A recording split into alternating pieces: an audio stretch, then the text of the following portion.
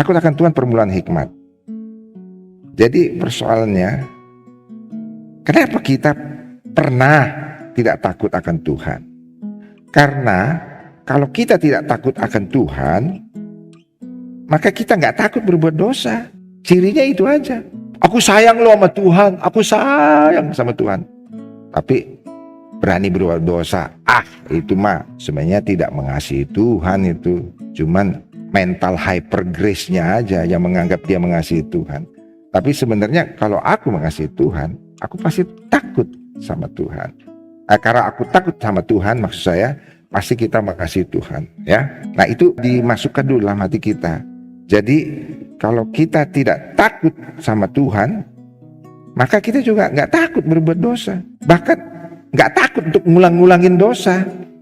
Ulang-ulang lagi terus, ulang-ulang lagi terus, ulang-ulang lagi terus. Jadi memang penting sekali untuk kita takut akan Tuhan. Tapi takut akan Tuhan itu kenapa bisa hilang? Mari kita pelajari ya. Nah, coba baca dulu Ayub 28 ayat 28. Ayub 28 ayat 28. Tetapi kepada manusia ia berfirman, sesungguhnya takut akan Tuhan itulah hikmat, dan menjauhi kejahatan itulah akal budi. Nah, sekarang udah ditambahin ya.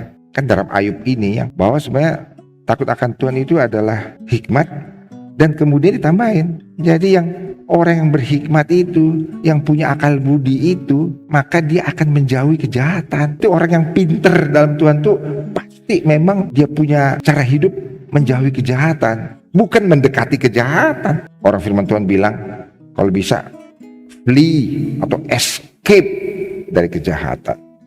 Jadi kalau kita suka akan kejahatan, itu gak takut Tuhan itu. Amsal 8 ayat 13. Amsal 8 ayat 13. Takut akan Tuhan ialah membenci kejahatan. Aku benci kepada kesombongan, kecongkakan, tingkah laku yang jahat, dan mulut penuh tipu muslihat. Itu takut akan Tuhan. Siapa yang berkata? Firman Tuhan. Jadi mulailah sekarang berpikir bahwa tanda aku takut akan Tuhan, aku memang benci kejahatan. Mungkin pernah aku jatuh di dalam dosa, tapi aku benar-benar minta ampun pada Tuhan. Takut akan Tuhan itu lengkapnya begini: the reverent fear and worshipful awe of the Lord. Jadi takut akan Tuhan itu reverent fear, jadi hormat yang kudus dan satu kekaguman yang penyembahan pada Tuhan. Itulah takut akan Tuhan. Bahasa Indonesia takut akan Tuhan. Tapi isinya itu reverent fear. Jadi takut yang hormat, bukan ketakutan ya, bukan scare, tapi fear. Jadi bukan scared. Ketika Adam dan Hawa itu scared, sehingga begitu datang Tuhan, ketakutan, kabur.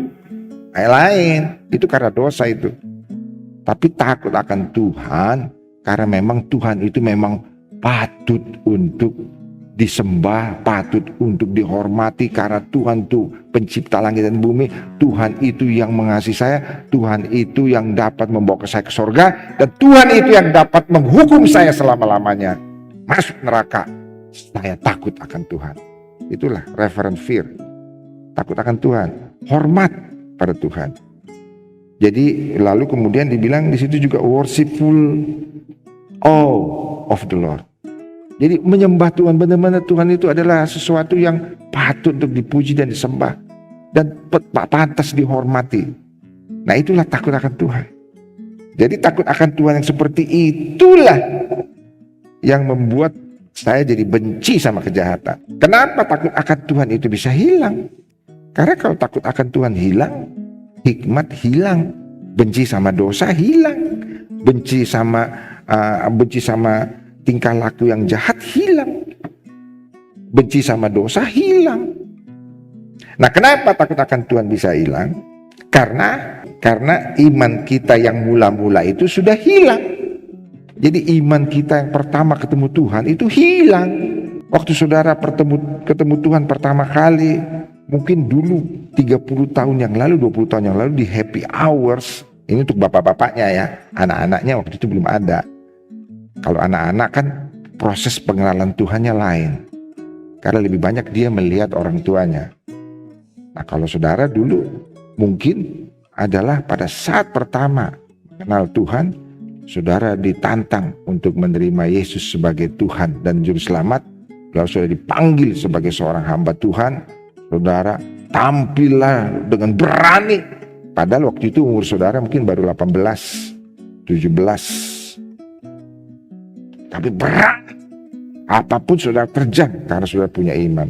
Nah, iman itu yang hilang. Saya sudah bilang minggu lalu bahwa iblis memang berusaha puluhan tahun untuk menghancurkan iman itu.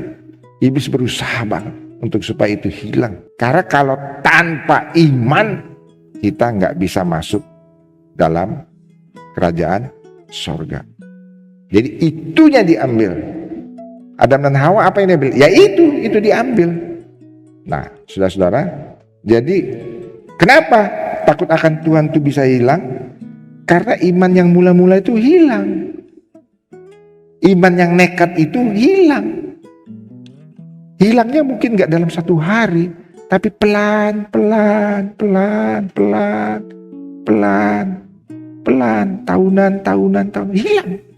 Iblis itu serius untuk menghilangkan itu dari saudara.